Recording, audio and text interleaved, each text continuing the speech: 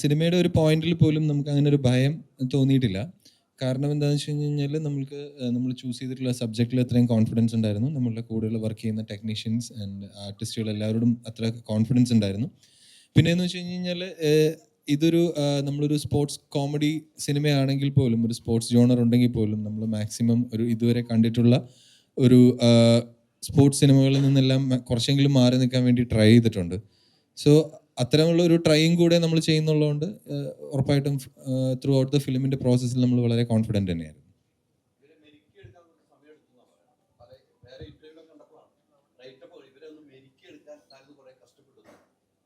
കഷ്ടപ്പാട് മെരുക്കിയെടുക്കുക എന്നുള്ളതല്ല, അവരെ ഈ പറയുന്ന തരത്തിൽ ഒരു സ്പോർട്സ് സിനിമ ആയതുകൊണ്ട് തന്നെ അത് ഡിമാൻഡ് ചെയ്യുന്ന അവരുടെ ഫിസിക്കിലേക്കും അവരുടെ ബോഡി ലാംഗ്വേജിലേക്കും അവരെത്തിക്കുക എന്ന് പറയുന്നത് ഉറപ്പായിട്ടും വേറൊരു മീഡിയത്തിൽ വർക്ക് ചെയ്തുകൊണ്ടിരിക്കുന്ന ആളുകളായതുകൊണ്ട് തന്നെ അവർക്ക് അതിലേക്ക് എത്താൻ കുറച്ച് സമയമെടുക്കും. ആ സമയം മാത്രമാണ് ഞങ്ങൾ എടുത്തിട്ടുള്ളൂ. എല്ലാവരും ഒരുവിധം പോപ്പപ്പ് ചെയ്ത് വളരെ പെട്ടെന്ന് തന്നെ അത് എത്തി. ഏകദേശം ഒരു 6 മാസം നമുക്ക് അതിനു വേണ്ടി സ്പെൻഡ് ചെയ്യേണ്ടി വന്നു.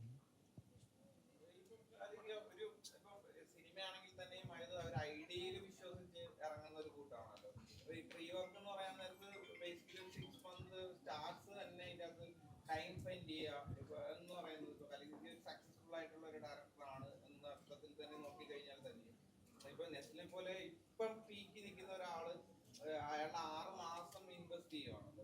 അപ്പം ബേസിക്കലി അത് എങ്ങനെയായിരുന്നു നോക്കിയത്?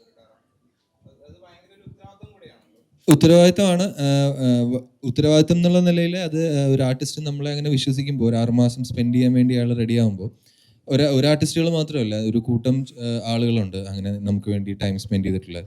അപ്പോൾ അത്രയും പേര് നമ്മൾ വിശ്വസിക്കുമ്പോൾ ഉറപ്പായിട്ടും നമ്മൾ റെസ്പോൺസിബിലിറ്റി കൂടും. അവര് അത്രയും ഒരു, എനിക്ക് തോന്നുന്നു സിനിമ നമ്മൾ ചെയ്യാൻ ഉദ്ദേശിക്കുന്ന സിനിമ പ്രോപ്പറായിട്ട് എനിക്ക് അവരിലേക്ക് കമ്മ്യൂണിക്കേറ്റ് ചെയ്യാൻ സാധിച്ചതുകൊണ്ട് തന്നെയാണ് അവർക്ക് അത്രയും വിശ്വാസം സിനിമയോടും ബാക്കി കഥയോടും വന്നതും അവരതിനു വേണ്ടി ടൈം സ്പെൻഡ് ചെയ്യാൻ റെഡി ആയിട്ടുള്ളൂ.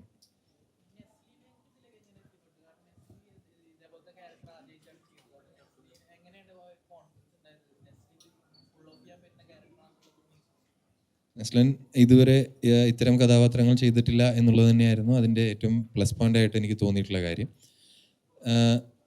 പിന്നെ എനിക്ക് തോന്നുന്നു ഇതിനു മുമ്പ് ഒരു ഇൻ്റർവ്യൂവിൽ പറഞ്ഞിട്ടുള്ള പോലെ എൻ്റെ ഫസ്റ്റ് ചോയ്സ് തന്നെയായിരുന്നു നെസ്ലൻ.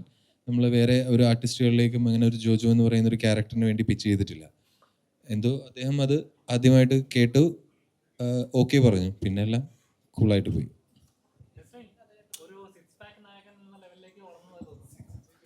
സിക്സ് പാക്ക് നായകനോ? അല്ല, അത് ഒട്ടിച്ചിട്ടില്ല. അത്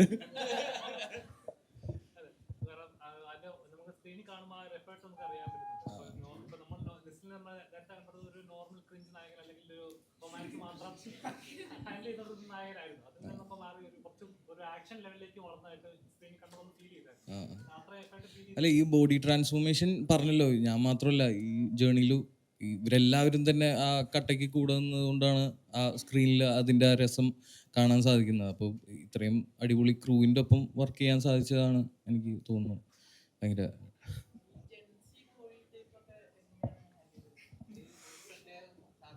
പ്രത്യേകം ക്ലാസ്സിന് കൊണ്ടുപോകുന്നതാണോ?